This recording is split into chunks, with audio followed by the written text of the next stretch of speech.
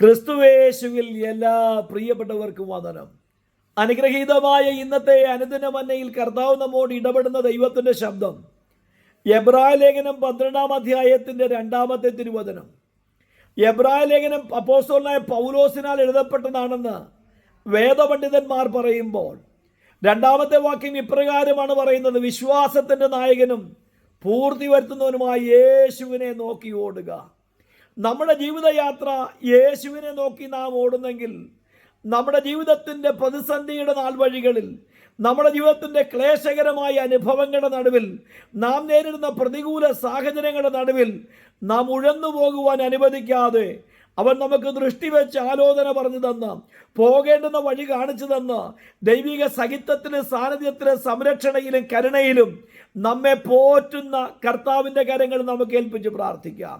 ഞാൻ നിങ്ങളും അധിവസിക്കുന്ന ലോകത്തെ ഒന്ന് പരിശോധിച്ചാൽ ഇന്ന് ചതിയും വഞ്ചനയും ഒക്കെ ജീവിതത്തിൻ്റെ ഭാഗമാക്കി അല്പമൊക്കെ അതിലില്ലെങ്കിൽ ജീവിതത്തിലൊരു സന്തോഷമില്ലെന്ന് പറഞ്ഞ് അതിലൊക്കെ ആനന്ദിക്കുന്ന ഒരു കൂട്ടം ജനത്തിൻ്റെ നടുവിലൂടെ കടന്നു പോകുമ്പോൾ, ഇന്ന് വാർത്താമാധ്യമങ്ങൾ എടുത്തു കഴിഞ്ഞാൽ അത് വായിക്കാൻ കഴിയാത്ത നിലവാരത്തിൽ വളരെ പരിതാപകരമായ ജീവിത സാഹചര്യങ്ങൾ വിവരിക്കുന്നതാണെങ്കിൽ, നമ്മുടെ ജീവിതം സുഖകരമായി ഓടുവാൻ യേശുവിനെ നോക്കി ഓടുന്നവരായി മാറുക. തലമുറകളെ നോക്കിക്കേ, ഇന്നും മദ്യത്തിനും മയക്കുമരുന്നിനും അടിമപ്പെട്ടിട്ട് സമൂഹത്തിനും കുടുംബത്തിനും അവർ തലവേദനയായി മാറിക്കൊണ്ടിരിക്കുമ്പോൾ, ദൈവം നമുക്ക് നൽകിയ തലമുറകൾ അനുഗ്രഹിക്കപ്പെട്ട തലമുറകളായി വളരുവാൻ യേശുവിനെ നോക്കി ഓടുക.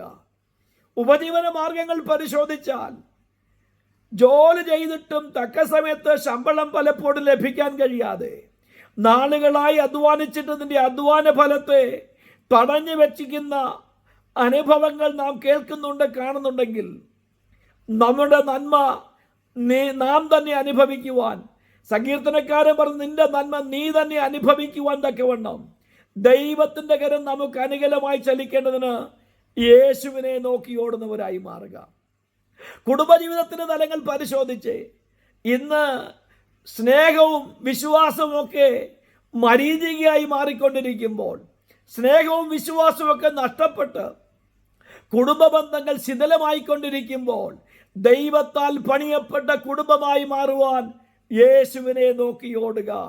യേശുവിൻ്റെ പടകിലുണ്ടെങ്കിൽ തിരകളും കാറ്റുകളും പടകിനെ അടിച്ചാലും തകരാതെ നിർത്താൻ യേശുവിൻ്റെ കരമുള്ളത് കൊണ്ട് എന്നെ കേൾക്കുന്ന പ്രിയപ്പെട്ട ദൈവത്തിൻ്റെ പൈതലേ, നമ്മുടെ ജീവിതയാത്ര യേശുവോട് ചേർന്ന് യേശുവിനെ നോക്കി ഓടുന്നവരായി മാറുമെങ്കിൽ, ഹാനോക്ക് ദൈവത്തോട് കൂടെ നടന്നു, ദൈവം അവനെ എടുത്തുകൊണ്ടുപോയെങ്കിൽ, എന്നെ കേൾക്കുന്ന ദൈവത്തിൻ്റെ പൈതലേ, യേശുവോട് കൂടെ യാത്ര ചെയ്യുന്ന നല്ലൊരു ജീവിതത്തിൻ്റെ ഉടമയായി മാറുവാൻ നമുക്ക് നമ്മെ തന്നെ ദൈവകരങ്ങൾ ഏൽപ്പിക്കാം.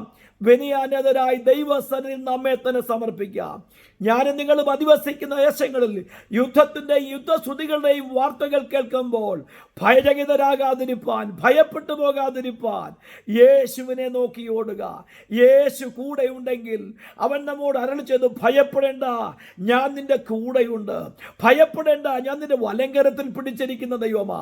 നമ്മെ വലങ്കരത്തിൽ പിടിച്ച് സന്തോഷത്തോടെ ലക്ഷ്യത്തിലേക്ക് നടത്തുന്ന യേശുവിൻ്റെ പിന്നാലെ നമുക്ക് യാത്ര ചെയ്യാം. സങ്കീർത്തനക്കാരൻ പറയുന്നു, ഞാൻ യഹോവയെ എൻ്റെ മുമ്പിൽ വച്ചിരിക്കുന്നത് കൊണ്ട് ഞാൻ കുലുങ്ങിപ്പോകുവാൻ അനുവദിക്കത്തില്ല.